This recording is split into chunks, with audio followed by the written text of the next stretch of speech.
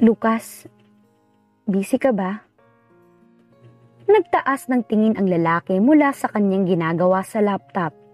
Nakita niya si Andrea na nakatayo sa harapan niya. Ang mga kamay nito ay nakatago sa likuran nito. Napakunot noo siya. Halatang hininerbiyos ito. Mabilis niyang isinara ang laptop, itinabi iyon sa side table ng kama at hinila sa baywang ang asawa. What's wrong? Hinila niya ang dalaga paupo sa tabi niya. Nininerbiyos itong tumawa. Ano kasi? Hey, bakit? Hinawakan niya ito sa magkabilang pisngi. Umigit ito ng hangin at mariing ipinikit ang mga mata. Delayed ako nitong month at gumamit ako ng pregnancy test and it was positive. Mabilis nitong sabi. Siyempre, hindi niya naintindihan iyon. What? Say it slower. Tinakpan ni Andrea ng kamay ang muka. Humigit ito ng hangin.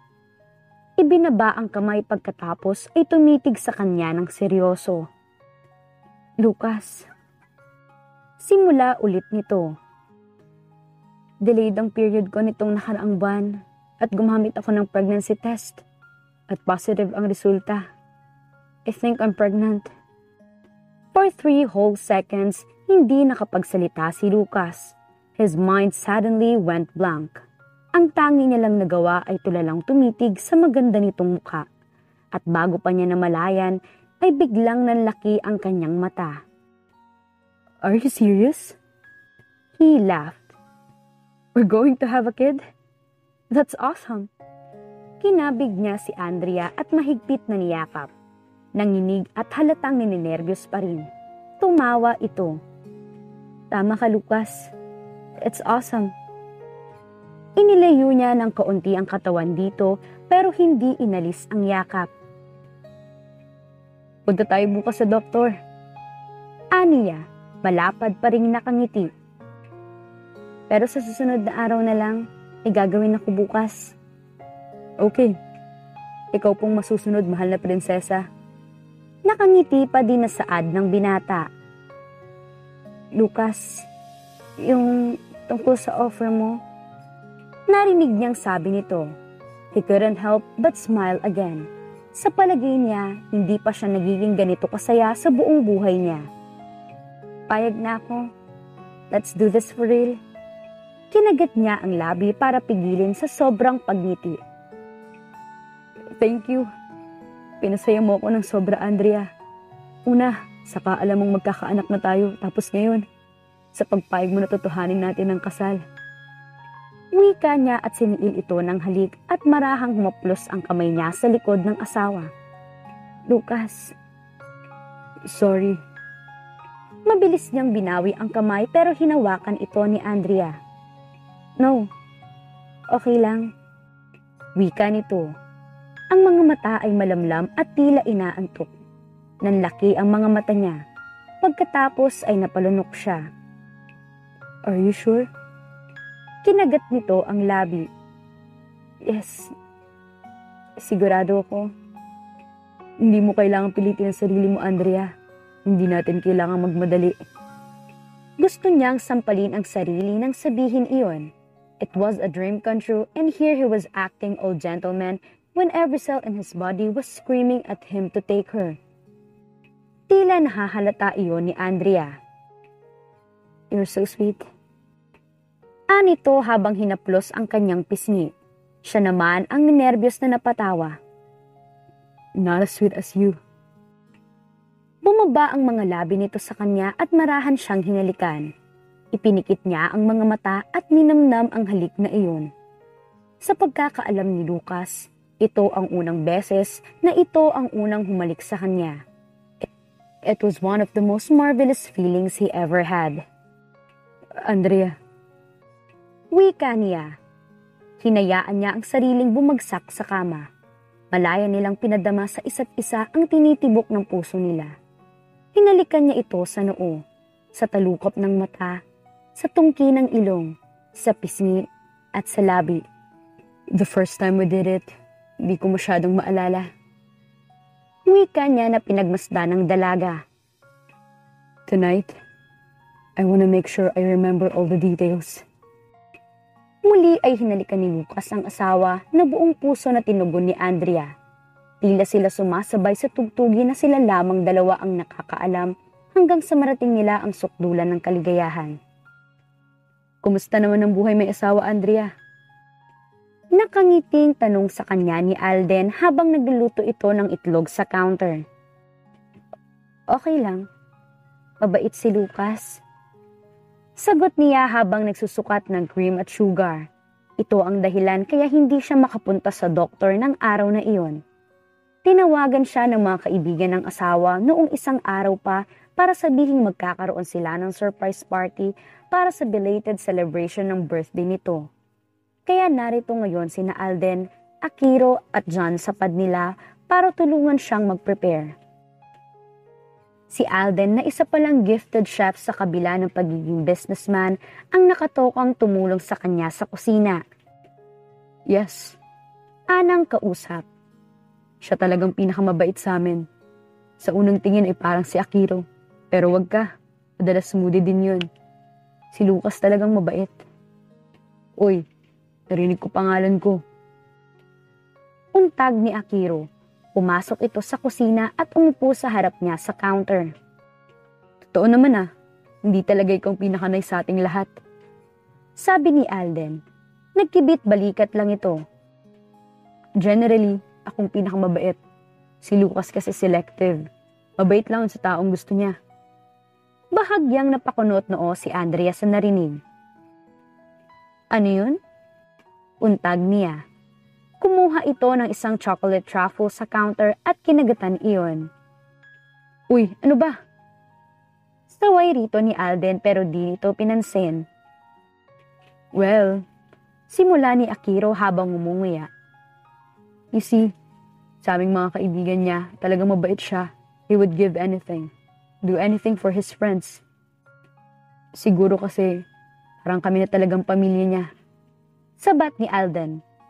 Like most of us, he came from a dysfunctional family. Mula pagkabata ay kami talagang lagi niyang kasama. He treasured us.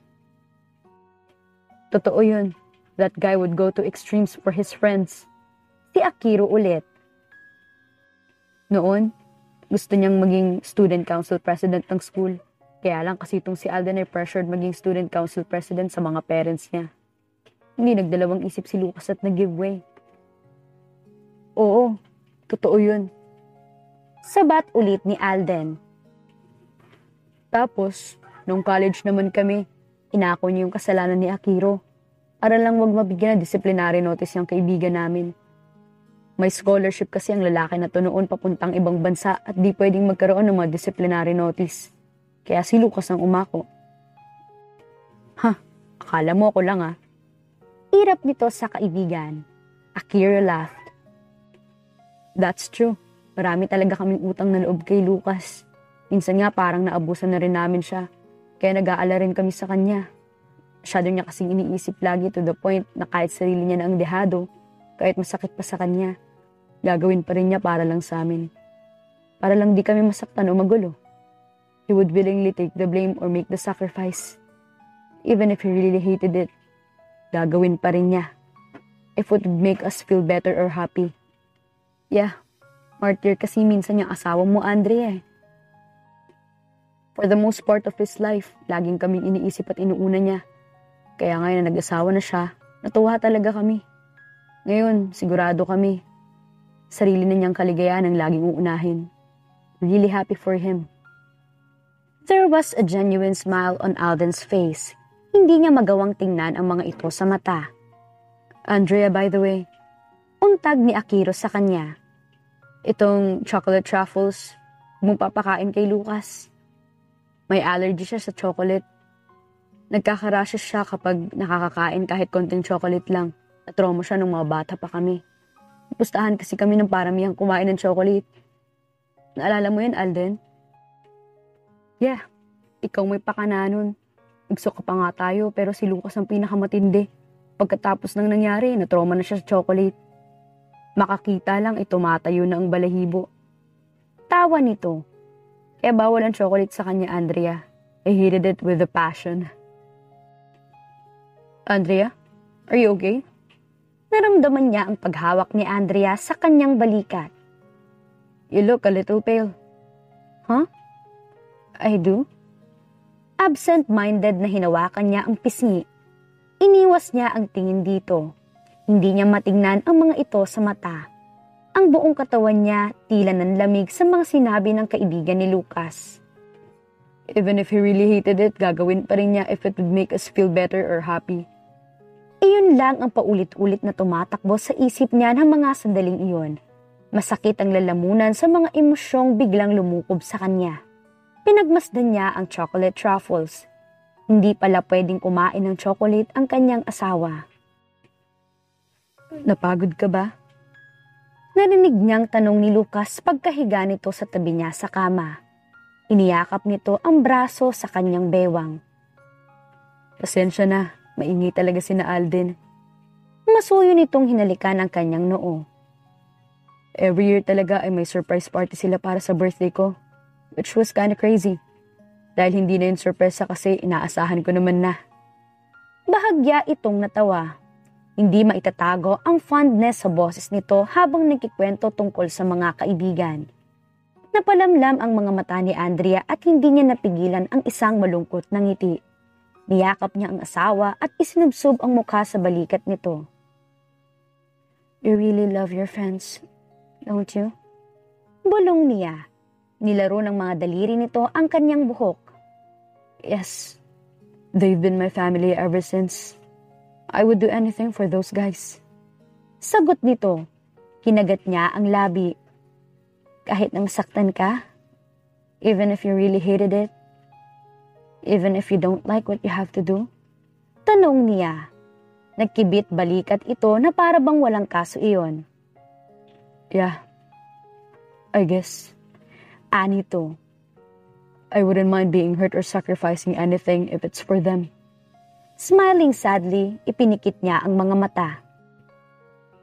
Lucas? Mahina niyang tawag dito. Yes? He asks sleepily. Sa tingin ko, mas okay kung maghihiwalay na lang tayo after 2 years. Lucas froze completely, instantly. Mabilis siya nitong hinaklit sa balikat. What are you talking about? Nanlalaki ang mga mata nito habang nakatingin sa kanya. Naramdaman niya ang paninikip ng kanyang puso. Well, sa tingin ko, yun ang pinakamabuti para sa ating dalawa. Yun naman talagang plano.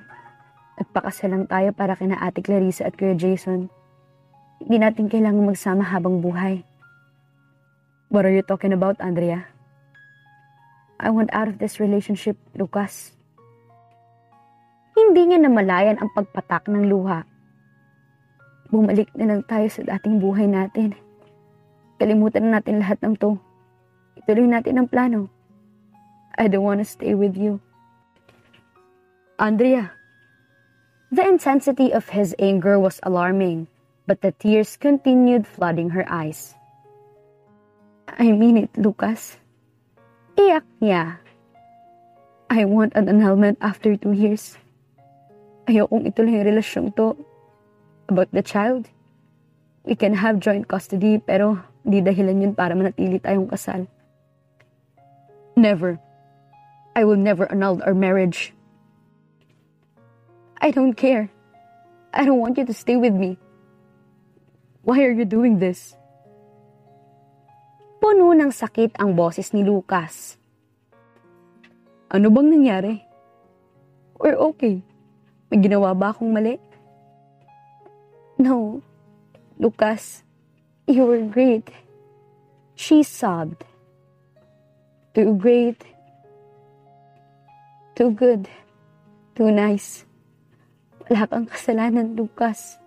Mali ito. Hindi tamang patuloy tayong magsama. Bumalik na lang tayo sa dati. I can't. Ayoko. Hindi ako papayag. Don't do this. Please. Isinubsob nito ang mukha sa kanyang balikat. Ang boses nito ay nanginginig. Mahigpit siya nitong niyakap.